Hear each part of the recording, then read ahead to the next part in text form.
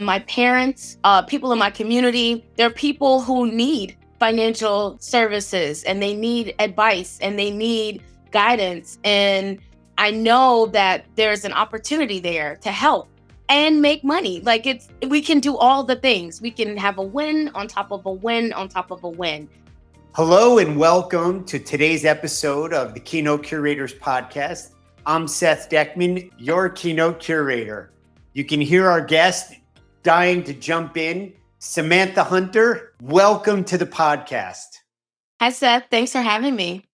You're very welcome. Where does this podcast find you today, Samantha? It finds me in my home in beautiful Charlotte, North Carolina, where we are experiencing fabulous fall weather. And I'm excited about it. The other Carolina, because I'm here in South Carolina. So, we love you all anyway, Well, I'm from South Carolina, so I do love South Carolina. I didn't know that. Where in South Carolina? I'm from Georgetown, South Carolina, which is the patch of grass between Charleston and Myrtle Beach. Yeah, I know it. I know it well. That's so cool. Well, we've already learned something. At least I've already learned something on our podcast today. Samantha, as you well know, our podcast is listened to by meeting professionals all over the world and business owners as well. We primarily look to provide insights, tips, learnings to have everybody expand their capacities and their know-how. And what I know about you and what has me so excited and so thrilled to be with you is not only the over a decade of working together and doing some really cool events with some amazing keynote speakers and just having audiences wowed by the work that we've done together is that you have been described as an innovative and impactful leader with a deep industry experience and an impressive track record of providing value and support to financial professionals that improve advisor and client engagement. I know that from firsthand experience. But if you could take our listeners on the journey, we only have 3 or 4 days to do it, so take your time. Share a little bit about your path leading up to you becoming the head of multicultural markets at Lincoln Financial Group. Oh, absolutely. Well, thank you for saying that, Seth. That's so nice. And we have been working together over a decade. That is accurate. Because we started when we were 12, right? That's right. Well, 13. In my case, 13. I actually started working with advisors so closely as a trainer. I was an advisor trainer in a past life, and I would go to advisors' offices and teach them the different tools and resources that were being provided by the broker-dealer I was working for at the time. And that kind of morphed into me becoming a business consultant and relationship manager, which gave me even more exposure to the advisor's life and their business and the things that matter most to them. And then I just kind of stayed in that vein and continued to work in that space. And then Lincoln offered me an opportunity to come here and work specifically within some advisor and financial professional groups that needed a little bit more love, that needed a little bit more attention, that needed a customized solution for what wasn't being solved and served through their general offering. And I absolutely love it. So I work a lot with women advisors, minority advisors. Our goal is to continue to grow those groups at Lincoln Financial and to continue to provide services and resources to them that uniquely and specifically fit their business needs. What a journey. And I think the through line here, and correct me if I'm wrong, is that, there were building blocks along the way that had this foundation where you really cut your teeth and got your feet wet, learning from the ground up in the trenches, what advisors experience, what's important in financial services, and then just building upon that to have really a 360-degree view of their needs and what their clients' needs are and how those interplay. And then you layer on top of it your commitment to these multicultural markets. And I do want to get personal here, Samantha Hunter. What is it about you that speaks to you? I mean, you are a woman, you are a minority, but beyond the obviousness, what you saw in that journey and why you're so moved and touched about expanding the capacity of this segment within the financial services. We just did an event in Texas. We brought in Brian Holloway, and you were lit up, you were touched, you were moved and inspired. What is it within you that has you wake up with such a spark to be able to provide that for the people you're working with and serving? So Brian Holloway was amazing, and kudos to you for recommending him because we went back and forth on it a little bit. We went back Um, and forth and around the corner and up and down the mountain, and we had to beg, borrow, and steal a little bit there, but we we made did. the magic work. And he was incredible, and I thank you so much for providing him as a speaker to really bring that event together. But I think it's personal for me because I am the client that I want advisors to serve.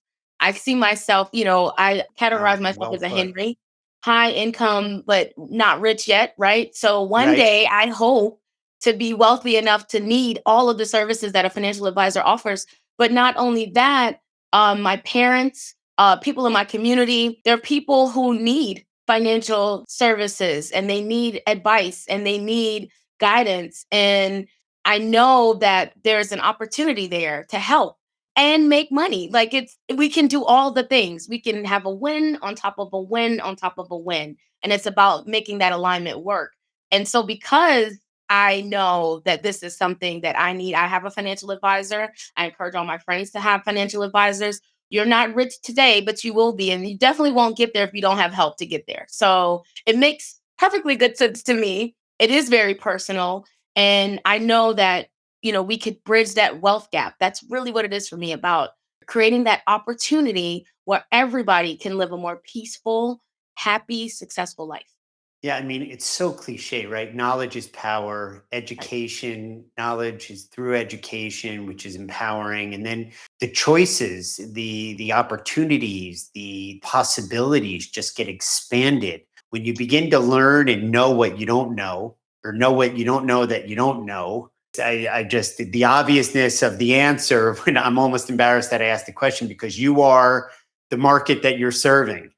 And Yes. so while you're serving and providing, you're learning and expanding your understanding of how to grow your wealth, how to utilize your knowledge of your financial world to attain your goals. It's pretty Right. cool. But you know what, Seth? It's people like me and those in that space, right? Because it's also about serving, not just the underserved communities, right? The ones we hear about all the time, women, Black people. It's about serving the Latino community. It's about serving the Asian Pacific Islander community. It's about serving all of the folks who are in the same position that Black people are in this country, where we're coming into wealth in a way that we've never been able to grasp and really focus on before. And so it's a missed opportunity if we don't take advantage of it for both sides. The missed opportunity for financial advisors who are looking to grow their business, and it's a missed opportunity for those who could actually take what they've built, take what they're going to be given, right? Because this is one of the first generations in America of Black people that are actually going to inherit something enough to grow. It's so important that we're on top of this for so many reasons. And that's really interesting because, I go to a lot of these events. We've been at, I've attended the events where we've worked together, and, the whole range in the industry, whether it's financial advisors, insurance, or anybody else in this world of financial services. And it's still pretty apparent that, the crux of, the crux of planners are white and mostly male, although the trend is shifting. Given that, share with us, particularly for the meeting professionals there, how do you design or look at creating your programs that are impactful, that take into account long-term goals, being sustainable, diversity, racial equality, all those kind of core virtues, and serve the communities that you're looking to serve? So, first of all, it starts at the top. The leadership at Lincoln takes it very seriously. It is a part of our 8 actions. It is a part of everything that we do. It's not an aside. It's not something on a separate agenda in another stack of paper. It's literally on the agenda as an item that we are going to discuss, that we're going to bake in to the culture of the firm. And that's so important. So it starts there. Because of that foundation, I get to build and create in that space unapologetically, right? I get to go to the advisors and ask them exactly what they want. And if I'm lucky and all the stars align, I get to create it and build it and bring it to them. Like that is gold. That is why things click and work and become relevant and become a part of the culture, because the foundation was there to start with. But we do have some programs in particular that I'm obsessed with. Some were here before I got here, and I just put a little sauce on it. I like to put a little Hmm. sauce on things. And we just added some more That's to it. called, for our listeners, that's called Samantha sauce, by the way. You It's put a not little it's not it's not available yet, but we're trying to bottle it. We're trying to put it in stores, right? But so our linkable program, where we are working specifically with talented youth in underserved and underprivileged areas to educate them not only in financial matters, like personal financial matters, but on greater financial services and the world of financial services and all the careers and opportunities therein. So that's linkable. But then we have elevated wellness, where we're going into HBCUs and starting as early as freshman year. And honestly, research suggests we should be starting earlier, but I'll take what I can get at the time. Freshmen students are coming into this program, and we're going to revisit them every year. We're not going to allow them to go Right. on the journey alone. We're going to go on the journey with them. We're going to provide them with the education. We're going to provide them with the resources. I'm so excited about it. And then there are Yeah. collaborations. There are people that we collaborate in the industry who are doing this as well. CHIP is a program or an app that lists and partners Black and Latino financial professionals, anybody in that space, insurance, a financial advisor, estate planner, anybody in that space with Black and Latino clients. Like, it literally said, you know what, this is what we can't find. Let's just create an app where you can find them and then you can do business, because we know people are more comfortable doing business with people like them. But even Sure. bigger than that, right? So, even bigger than that, I think the thing that I work on the most, the thing that is important that we add to everything that we do, is that I in DEI is for inclusion. It's not about excluding people. It's not about removing chairs from the table or replacing seats at the table. It's about adding seats to the table Yeah. and making the table larger. So that Yeah. includes white men in that conversation. I love white men. I have nothing against them. We need them in order to make the progress that we want, because they're the ones in charge. They're the ones making the decisions. So if they don't know, right? So my job is to educate them as well, bring them into the conversation so that it's easier to make that table larger, to add more seats to the table, and truly get a well defined, well rounded solution every time. I can hear your inspiration and you're touched by it. And it's not all rainbows and butterflies and rose-colored glasses, and Lincoln, their commitment shows, I know firsthand because we've worked together and they've really put the resources behind, where the language and these initiatives and the messaging and the core virtues and the mission is.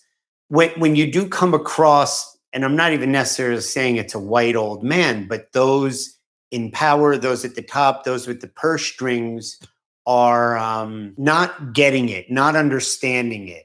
And your job there is, as much as you love creating programs, building out agendas from your start, where you're training and educating, and you have that whole thought going in. If you don't have them on board, how do you, whether it's up or to the side, or how are you selling that idea? How do you overcome that? Because sometimes it's hand-to-hand combat. Not that it's antagonistic, but people are afraid. I love the phrase, let's make the table bigger, because often people hear diversity and inclusion and, oh, I'm going to be displaced. And that's not the case. That's not where you come from. And I know that. So how do you address that? So, I mean, and that is a hard one, and it does come up in conversation. And the thing that I've learned over time, Seth, is that you cannot sell anybody on diversity, equity, and inclusion. They have to buy into that. They Mm, have to understand and believe that the changes need to be made. And I can't sell that, which is hard because I'm a natural salesperson. That's what comes to me naturally, to just turn it on and try to convince Yeah. you that this is what you need to do. And what I've learned is that you can't do that in this space. What you have to do is you have to provide the education, you have to spend time with people, you have to build relationships. This is a relationship base, because the more we're in contact with each other and the more you can understand where I'm coming from and the micro things that are happening that create this experience that's different from yours and mine, right? Is where the learning happens. That's where the gap is. That's where the privilege lies. And that's where the conversation needs to happen. But they have to be comfortable enough with you to even go there. So it starts with the relationship building, getting to know them, creating space for them to get to know me or whatever the group is, whomever that group is that I'm trying to shed light on at the time, and then giving it time. Like, that was the biggest lesson for me because I am very impatient. I want everything right away. And I had to learn that you have to give this time because it's a journey and we're not all in the same space at the same time. Yeah, that's well said. So, organizations with inclusive cultures are 3 times more likely to be high performing, 8 times more likely to have overall better business outcomes, and 2 times more likely to meet or exceed financial targets. If that's not a case for a diversity, equity, and inclusion, I don't know what is. But the real work comes in where the resistance is met. And the best way to go about overcoming that resistance is not by selling and not by convincing, but being connected, asking questions, getting interested, provoking a conversation. And when you have dialogue and you have conversation, that's the pathway. I often look at it as a bridge. Go to the other side of the bridge, get interested, provoke a dialogue, ask questions, and get a conversation started that is enriched and deepened to expand everybody's understanding. And from there, not like magic, but naturally, they'll come to your side of the bridge and be able to see things from your viewpoint. That's not the only way to do it, but that's one way to do it. I completely agree. You can do my job. That's it. You just described what I spend most of my time doing. But the It's thing is, with your people on my bridge, there's a toll, so they have to make a deposit and then come back. That's the second payment's due. But I left that part out. Are you the troll under the bridge? Not the toll, but the troll? Are you the I could be. I could be the troll with the toll.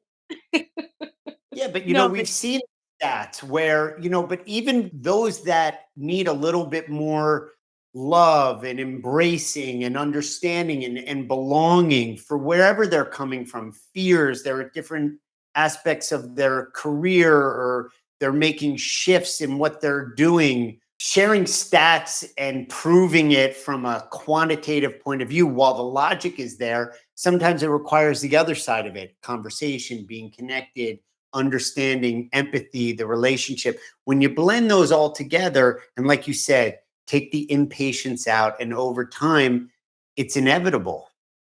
exactly. Because the reality, Seth, is we've had the stats.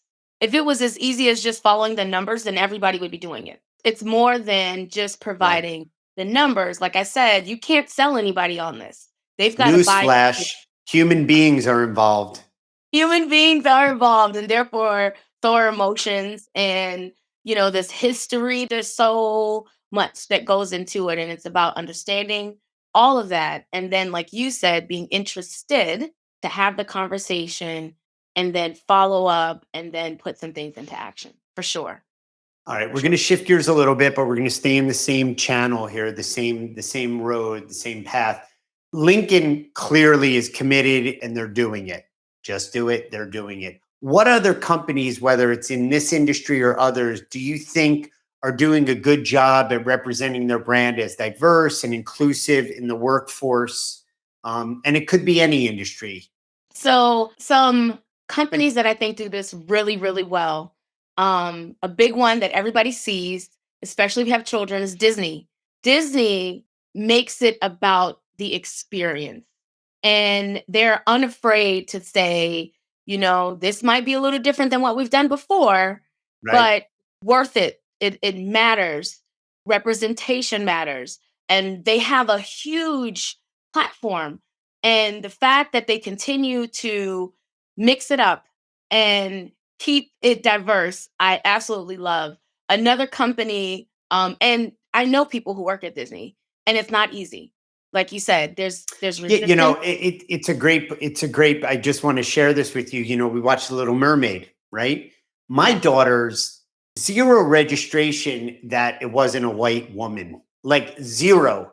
They It's were just a like mermaid. this. It's just a Yeah, mermaid. they were That's like the story and the love and the drama. Like the only ones that were dialing into that were the generations prior. that's right. That's right. But that's because they felt, probably, I would guess, as if they were being replaced. Yeah, They didn't feel as though another version was being introduced. They felt like their version was being replaced. And so there was resistance. But see, that's where education comes into play and why it's so important to have those conversations and to build that foundation. And what Disney does is Disney just does it. They just do it. We're not going to go back and forth with you all about why we made this decision. We made this decision and we're moving forward with it. And the movie was a huge success. And that young lady can really sing, by the way. But that's just one oh, example. Another goodness gracious. example, it was amazing. It was incredible. Little Mermaid was one of my favorites, anyways. But another example of a company that does this really well. And I'm sure there's all kinds of arguments on the inside and questions. But Salesforce, I know people who work at Mhm. Salesforce, and they are all about promoting and educating and pouring into their employees, no matter their background, but they particularly take interest in Black women or minority women and making sure that they have the tools necessary to do the best job that they can. Sometimes we just assume everybody has everything they need. We just assume we all showed up Right. with the same tools. And that's not necessarily true. You can be brilliant and you can have a brilliant mind and great ideas, but if you don't have all the tools to get the job done, sometimes there's failure, right? There's Yeah. a gap, there's a break. Yeah.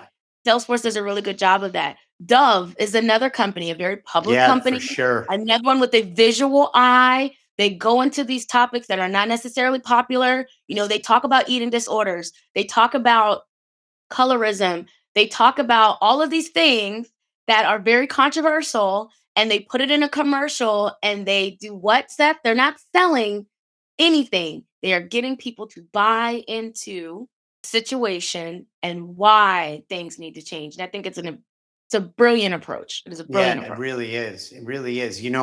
I see it with banks, especially like smaller regional banks where the brochure or the billboard or the sign at the bus stop used to be like this perfectly produced family and everything. Now you're seeing a grandma with a tattoo or the LGBT community as a family. And it's not like, oh, that's great, just because finally it's about time. It's actually speaking to people's core values. And there's a community that uses the services anyway. They might as well have that sense of belonging.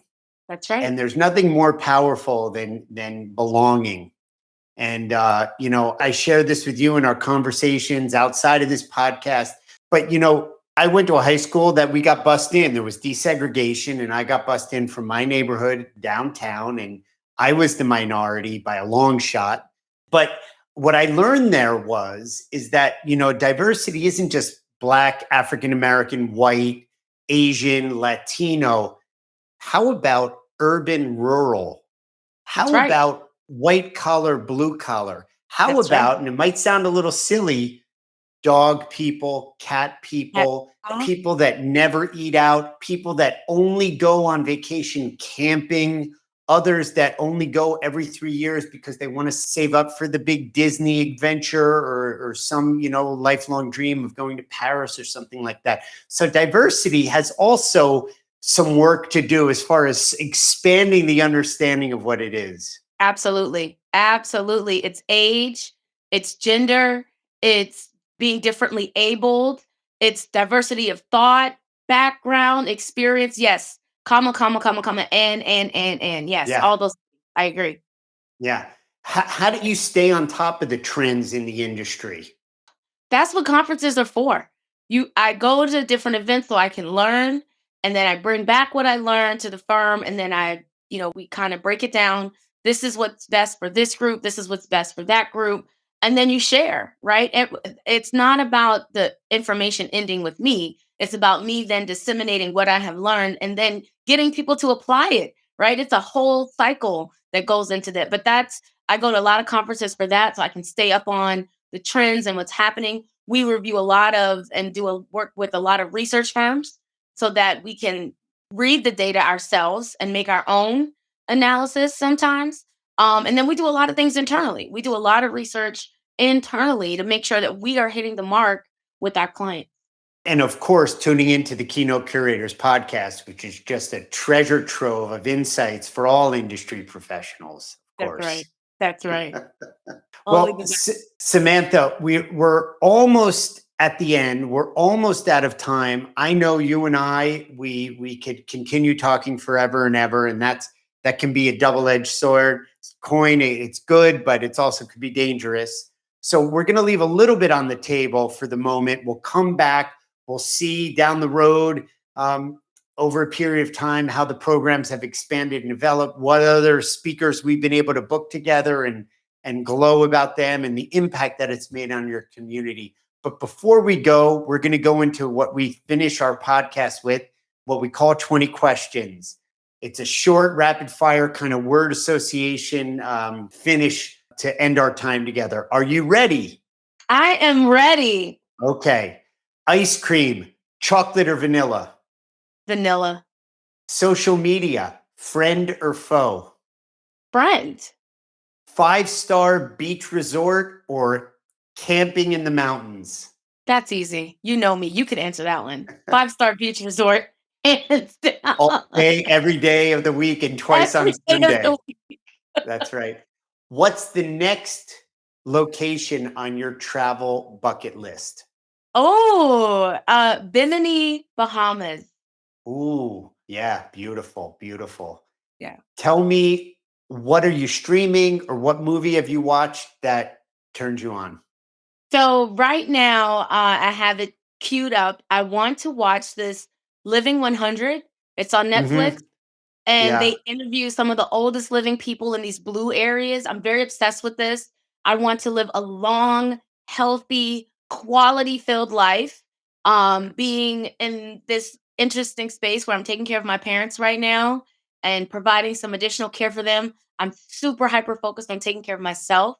So that mm-hmm. includes, having a well rounded lifestyle. So I'm not That's working right. too much. I'm not playing too much. I'm not drinking too much. I'm not eating too much. Just trying to get that good balance. That's right. Enough sleep, the right amount of fitness, the right amount Exactly. of play and adventure. Yeah. We've Exactly. been we've been noticing at the Keynote Curators, frankly, a lot of interest in those kind of in speakers in that space, whether it's meditation, whether it's sleep, the sleep doctor who we've been doing a lot of work with. So stay tuned for that on some other episodes as well. What's something that you'd like to do but you suck at? I love to do yoga, but I'm terrible. What is something about you that we wouldn't know or learn by reading your resume? That I'm obsessed with Seinfeld. I've watched the entire series, all 9 seasons, probably 6 or 7 times easy from start to finish. I just saw for the probably 10th time the anti-dentite one. He's an You know, anti-Semite. I'm familiar. you know that one, and I'm you know fam the actor there is the lead in Breaking Bad. You know, exactly. the dentist is He just too good. he's Three hysterical. things that three things that bring a smile to your face. My niece and nephew, easy. My family, just in general, when I'm with my family, my parents, aunts and uncles, cousins, and I come from a big family. I have 51 first cousins. And something else, just seeing somebody being really nice. Like if I'm out Yeah, and somebody drops money on the floor, I always watch to see, is somebody going to give this person this money? Or when I'm on yeah, a plane and somebody's struggling to put the bag up, is somebody going to offer and yeah. ask? Do they need That's help? I'm great. always watching to see, and it always makes me smile because it proves that, we're pretty decent human beings and we do Yeah, care about each other yeah. and we will help when help is needed. So that makes me smile so easily all the time. Yeah. That's something we talk about at home. Be nice, You know? be nice. Yeah. Well, I think being nice is a nice, pardon the pun intended, is a nice place to finish up this encounter on the Keynote Curators podcast. This episode with Samantha Hunter. Just a really great conversation, Samantha. Thank you for taking the time, for your kindness and your niceness on our podcast, and some really great insights around the work that you do with communities that we say are underserved or that are hungry to expand their knowledge and their capacities in the world of finance and that whole ecosystem. So just thank you for the difference you're making, the impact you have, and please continue the journey. Thank you. Same to you, Seth. Thanks for having me. You're so welcome. To our listeners, thanks for coming back. For all the repeat listeners, we appreciate it. We know that you're smarter for being with us. For our first-time listeners, thank you for tuning in. And for everybody, feel free to share our podcast with anybody and everybody, as you're going to be smarter for it. We'll see you next time on the Keynote Curators podcast.